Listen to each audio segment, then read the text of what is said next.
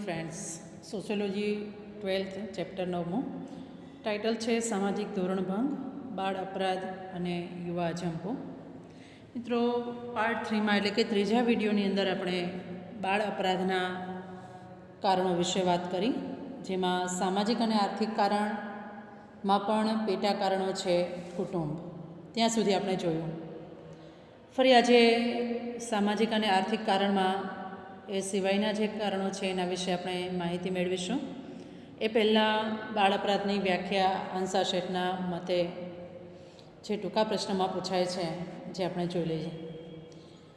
સમાજશાસ્ત્રીય સંશોધનમાં બાળ અપરાધ એ શબ્દ ફક્ત એવા બાળકોને સૂચિત કરે છે કે જે બાળકોની સામે પોલીસ અધિકારીઓએ અથવા અદાલતી સત્તાવાળાઓએ સત્તાવાર રીતે કોઈ પગલાં લીધા હોય છે.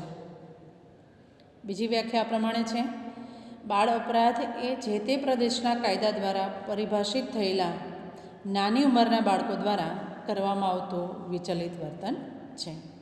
મિત્રો, 11મા ધોરણની અંદર આપણે સામાજિકીકરણની એજન્સી જોઈ ગયા કે નવા જન્મેલા બાળકનું સામાજિક ઘડતર કરવાનું કાર્ય કોણ કરે. એટલે તરત જ આપણને પ્રથમ યાદ આવે કે બાળક કુટુંબમાં મોટું થાય છે તો બાળકનું સામાજિક ઘડતર કુટુંબ કરે.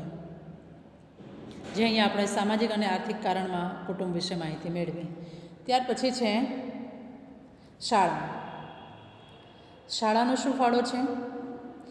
વિદ્યાર્થી લાઈફ તરીકે પણ તમે જોશો તો જીવનના ઓછામાં ઓછા ગ્રેજ્યુએશન સુધી, એટલે કે શરૂઆતના બાળપણના 5 વર્ષને બાદ કરતાં 15 વર્ષ એવા છે જે બાળકનો દિવસ દરમિયાનનો 50% સમય સ્કૂલ પર વીતે છે.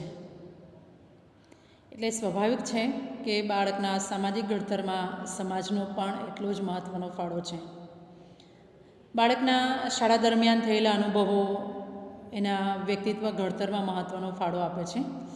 મિત્રો, શાળા કક્ષાએ જો શિસ્તનો અતિરેક થાય કે બાળકને જાણે અજાણે વારંવાર સજા કરવામાં આવે, શિક્ષાનો ભોગ બનવું પડતું હોય કે પછી બાળકને માનસિક ત્રાસ આપે એવા ધોરણો જો શાળામાં પ્રવર્તતા હોય તો બાળક શાળા અને શિક્ષણથી વિમુખ થાય છે. અહીંયા શાળા છે એ બાળકનું સામાજિકીકરણ કરે છે, વ્યક્તિત્વને ઘડે છે, પણ શાળાનું એવું કયું વાતાવરણ છે જે બાળકને અપરાધી વર્તન તરફ લઈ જાય છે કે એનાથી દૂર રાખે છે?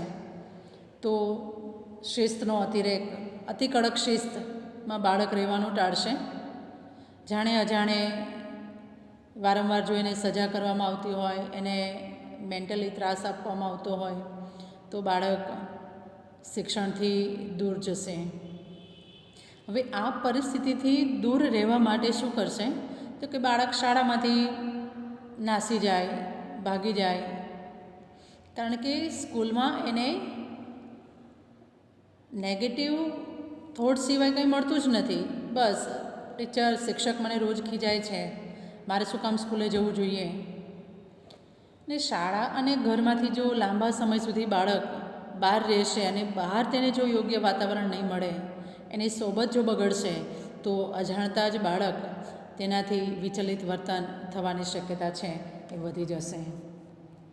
ત્યાર પછી છે સમવયસ્ક જૂથ. આપણે જોયું કે શાળાનું વાતાવરણ, શાળામાં ભણાવતા વિષયો, એનું માધ્યમ, આ બધાની અસર બાળકના વ્યક્તિત્વ પર થાય. એ ઉપરાંત સમવયસ્ક જૂથ, સમવયસ્ક એટલે સરખી ઉંમરના એમના મિત્રો.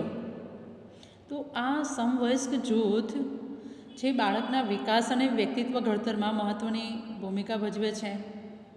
સ્વાભાવિક છે કે બાળક છે પોતાની ઉંમરના મિત્રો સાથેનો સંપર્ક અને સહવાસ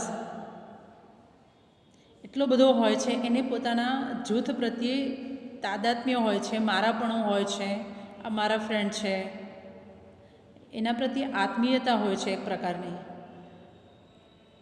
જોકે જુદી જુદી સંસ્કૃતિમાંથી આવતા મિત્રો એક જ જૂથની અંદર જો આવા અલગ અલગ સંસ્કૃતિ ધરાવતા મિત્રોનું જૂથ હોય તો એના આચાર વિચારની સીધી અસર બાળકના માનસપટ ઉપર થાય. આવા સમયે જો બાળક ને ખરાબ મિત્રની સોબત થઈ જાય તો બાળકને ધોરણ વિરુદ્ધ વર્તન કરવા તરફ પ્રેરણા આપતું હોય છે. એટલે માતા પિતા તરીકે પણ એ કાળજી લેવાવી જોઈએ કે પોતાનું બાળક કયા મિત્રો સાથે રમે છે, એ મિત્રો કયા ઘરમાંથી આવે છે, એના સંસ્કાર કેવા છે. જો નાનપણથી જ આ બધી બાબતોનું ધ્યાન રાખવામાં આવે તો ચોક્કસ એને સમાજ વિરોધી વર્તનથી રોકી શકાય. ત્યાર પછી છે માસ મીડિયા, સમૂહ માધ્યમ તો ખરા જ. અને 2020ના વર્ષમાં તો બાળકને એનાથી અળગું રાખી શકાય એમ જ નહોતું. એ ઉપરાંત ચલચિત્રો, વર્તમાનપત્રો, ટીવી, મોબાઈલ અને નેટ, જેના અતિરેકથી બાળકો જાણે અજાણે ગુનાહિત પ્રવૃત્તિ તરફ ધકેલાય છે. મિત્રો, આ તો બાળક છે અને એ એટલું બધું એડવાન્સ ચાલે છે, એટલું બધું નોલેજ હોય છે, કદાચ વાંચતા બી નહીં આવડે પણ એ ફોન ઓપરેટ કરી લે. એટલે માતા પિતાએ એ બાબતનું પણ ધ્યાન રાખવું જોઈએ કે બાળકના હાથમાં ફોન છે તો એમાં શું જોઈ રહ્યું છે, કેટલા સમય માટે હાથમાં લે છે. એટલે જાણે અજાણે બાળકને આ ઇન્ટરનેટના ઉપયોગ થ્રુ, મોબાઈલ થ્રુ જે કંઈ માહિતી માસ મીડિયા થ્રુ મળે છે એ ગુનાહિત પ્રવૃત્તિ તરફ બાળકને ધકેલે છે. મિત્રો, ન્યૂઝપેપરની આપણે વાત કરીએ તો ન્યૂઝપેપરમાં કોઈને કોઈ એવો એક કિસ્સો હોય કે જેનાથી બાળ અપરાધ થયો હોય, જે બાળકે સમાજ વિરોધી વર્તન કર્યું હોય, તો આવા માસ મીડિયામાં રોજે રોજ જે પ્રસારિત થતા અપરાધી વર્તનના સમાચારો છે, અશ્લીલતા છે, જે બાળ માનસ પર વિકૃત અસર કરે છે. કારણ કે બાળક તો જિજ્ઞાસુ છે, એને કુતૂહલ જાગશે, એનામાં જ્ઞાન નથી કે નથી એને સારા નરસાનું ભાન. તો આ બધા પરિબળોને કારણે બાળકને ધોરણભંગ વર્તન તરફ બાળકને ખેંચી જાય છે આ બધા પરિબળો. મિત્રો, ત્યાર પછી છે શહેરી વાતાવરણ. સ્વાભાવિક છે, શહેરી સમુદાય એટલે એક દૂરવર્તી સમુદાય. ખાસ કરીને આજના યુગમાં અમુક એરિયા અને અમુક રહેણાંક એવા છે કે રહેનાર ફેમિલીને ખબર નથી કે બાજુમાં કોણ રહે છે. એટલો બધો એકબીજાથી દૂર સમુદાય છે, કારણ કે વસ્તી વધારો છે અને એની સાથે બાળકને એવું લાગશે કે હું જો કોઈ ગુનાહિત પ્રવૃત્તિ કરીશ તો મને કોણ ઓળખે છે. ગ્રામ સમુદાયની સરખામણીમાં, કારણ કે ગ્રામ સમુદાયની અંદર દરેક વ્યક્તિ એકબીજાથી નજીક છે, એકબીજાને ઓળખે છે. ત્યાં બાળકને પોતાનો ગુનો છુપાવવાનો કોઈ અવકાશ જ નથી રહેતો. જ્યારે ગુનાહિત વર્તનને છુપાવી શકાય તેમ હોવાથી બાળકને પોતાની ઓળખનો ભય ઓછો રહે છે, મને કોણ ઓળખે છે. એ ઉપરાંત ગંદા વસવાટો હોય, વસ્તીની ગીચતા જેવા પરિબળો પણ સામાજિક નિયંત્રણની અસરકારકતાને ઘટાડે છે.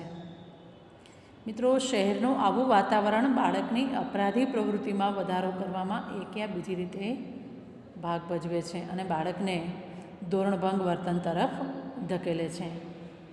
ત્યાર પછી આ બધા માસ મીડિયાની વાત થઈ કે જે બાળકને સામાજિક માનવી બનાવે છે.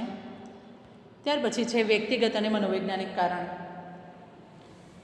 મિત્રો, બાળ અપરાધ માટે વ્યક્તિગત અને મનોવૈજ્ઞાનિક કારણો પણ અગત્યનો ભાગ ભજવે છે. જો બાળક યોગ્ય અને અયોગ્ય વર્તન કોને કહેવાય, વિચાર કોને કહેવાય, એ વિચારવા અશક્તિમાન હોય તો તે બાળક વિચલન તરફ વળે છે. આ ઉપરાંત બાળકમાં વિદ્રોહ કરવાનું વલણ હોય, એકદમ ઝઘડાળું બાળક હોય, મનસ્વીપણું બાળકમાં હોય, અસલામતીની લાગણી જો અનુભવતું હોય, માતા પિતા તરફથી પૂરતા પ્રેમ, મોફ કે સલામતી નથી મળતી, બાળક ડરપોક છે, અતિ કડક શિસ્તમાં બાળક મોટું થાય તો એ ડરપોક પણ હોય, આત્મનિયંત્રણનો અભાવ હોય. જ્યારે આ બધા પરિબળો સાથે હોય ત્યારે બાળકને ખુદ પર પણ નિયંત્રણ નથી રહેતું.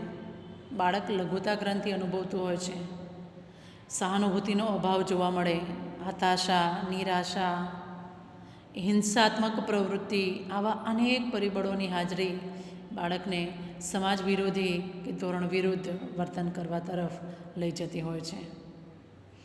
મિત્રો, એક વાત ચોક્કસ છે કે કોઈ પણ બાળક જન્મથી અપરાધી નથી હોતો, પરંતુ તેનું આસપાસનું પર્યાવરણ, આસપાસનું વાતાવરણ અથવા તો એના વ્યક્તિગત પરિબળો એવા છે જે બાળકને અપરાધી બનાવે છે કે ધોરણભંગ વર્તન કરવામાં અગત્યની ભૂમિકા ભજવે છે. એટલે એમ કહી શકાય કે વ્યક્તિત્વ એ સંસ્કૃતિની છીપમાં પાકતું મોતી છે. બહુ સરસ મજાનું આ વાક્ય છે. કોઈ પણ બાળકનું વ્યક્તિત્વ કઈ રીતે ઘડાશે, તો જે તે સંસ્કૃતિ મુજબ માતા પિતા તરફથી બાળકને જેવા સંસ્કાર મળે એ પ્રમાણે એ મોતી બનશે કે અપરાધી વર્તન કરતું થશે, એના પર આધાર છે. એટલે આ બધા પરિબળો બાળકના સામાજિક અને માનસિક વિકાસ ઉપર અસર કરતા હોય છે. જો આ પરિબળોમાંથી કોઈ એક પરિબળમાં ખોટ વર્તાય, ઉણપ ઊભી થાય, તો તેની સીધી અસર બાળકના વર્તન પર થાય છે, જે બાળકને વિચલન કરવા તરફ લઈ જતું હોય છે. હવે પછીના વિડીયોમાં આપણે બાળ અપરાધ સુધારણા, બાળકથી જાણે અજાણે જો આવું ગુનાહિત વર્તન થાય છે તો એને સુધારવા માટે કઈ કઈ વ્યવસ્થા છે, કઈ કઈ કાનૂની જોગવાઈઓ છે, જેના વિશે આપણે હવે પછીના વિડીયોમાં માહિતી મેળવીશું.